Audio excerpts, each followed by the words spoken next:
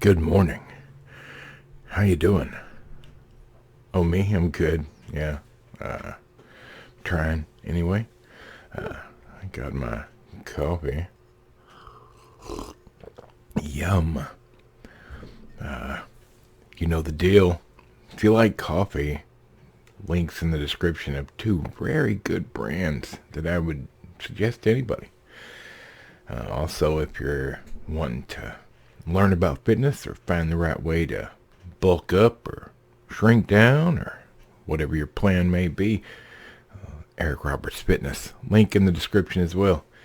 Now that that's out of the way, we got some news. We got some sad news. We got some woohoo news. Which would you like first? Shut up, squeaky chair. He's always trying to get in my business. Hey, let's cover this real quick. Alright, sad news. Gilbert Gottfried, great comedian, passed away yesterday at 67. A sad day. A sad day for that. I tell you, I hate to hear that.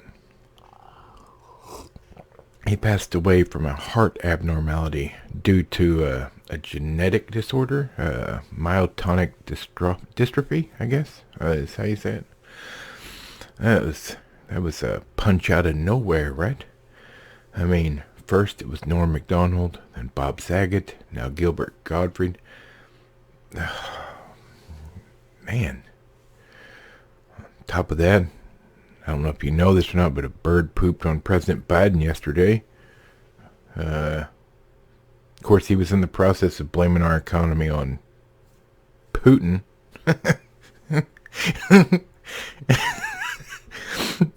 And a bird pooped on him. Alive. Sorry. Not trying to take away from the dearly departed Gilbert Gottfried. Man, I really liked him. This day and age, if you can't laugh, what are you going to do? You're going to cry. That's what you're going to do. Now, I haven't talked about this since this came out, but for several years now, Bruce Willis has been known as the guy that just shows up for a paycheck. All right. At one time, yes, Bruce Willis was an amazing actor, or so it seemed at one time. He was an amazing actor.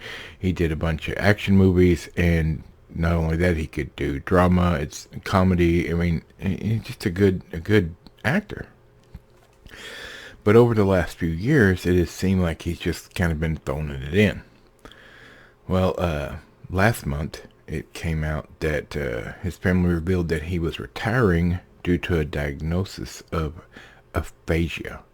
And that's a condition that causes people to lose the ability to communicate, both verbally and in writing. And basically, I'm assuming their communication skills go to mush.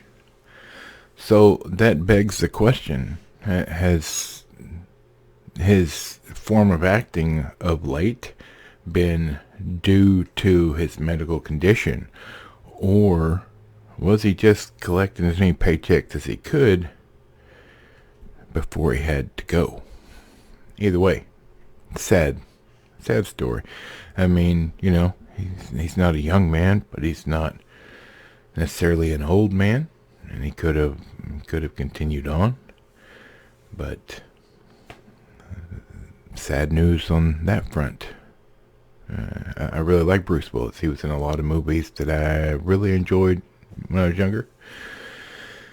And we all get older, friends.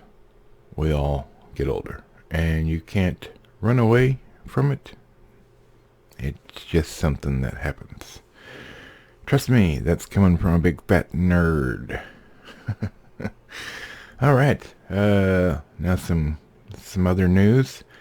Looks like Sonic 2 is doing amazing. The first one was good.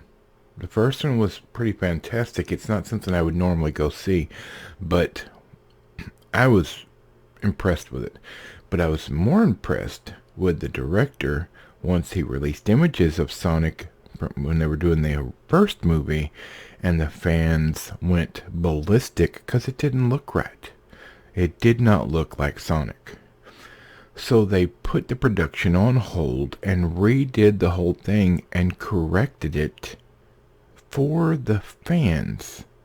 So saith the director of that movie. And once that happened and he showed that he had the fans' best interest at heart of a beloved character, that movie did fantastic. And now it looks like the second one, same rules apply. It seems to be just knocking it out of the park. Have not seen it yet. But hey, Jeff Fowler, who's the director of the first and the second one, and presumably the third one, hopefully as well. They're saying they're going to do a third one. He seems to know what the people want. Unlike the director of Shazam, who I'm a huge fan of Shazam the character, but the director of that movie has said fans suck. And that he doesn't think they should. He doesn't want to do a Superman movie because of the fans. In other words, he wants to change it all around. He can't be bothered to respect the source material and the characters involved. What are you doing? Just another notch on the Hollywood belt of broken things. And two movies I'm very excited about coming up, and one is Father Stew, directed and written by Rosalind Ross, with Mel Gibson and Mark Wahlberg.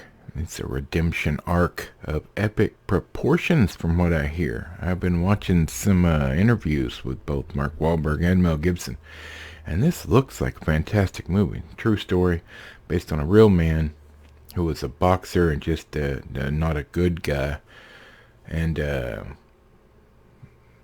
he gets into a really bad wreck and almost dies, and when he gets better he becomes a priest and touched lots of people's lives and their hearts, even when because he then got a disease, my understanding, I obviously haven't seen it yet, got a disease which caused him to deteriorate, and still people sought him out in his last days. He, from all reports, was a very good man.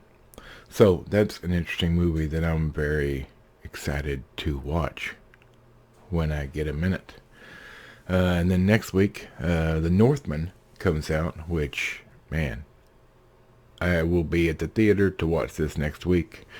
2 hours and 16 minutes, rated R. Directed by Robert Eggers. Starring Alexander Skarsgård, Willem Dafoe, Nicole Kidman, Ethan Hawke, among many, many others. It's a Viking tale, and from the trailer, looks fantastic. Now we know how that goes, but everything I've seen about Alexander Skarsgård, he's a good guy, and he wouldn't be in something that was garbage at this point. So that's the news today, all nerdy and whatnots. So I've got stuff to do other than sit here with you wonderful people. Rest in peace, Gilbert, Gottfried. Bruce Willis, take a rest. You've done your job, in most cases quite well, sir. You deserve it. There's coming attractions. I hope y'all have a great day. From Michael the Microphone, Squeaky Chair, and this goofy fat nerd. We'll see you next time.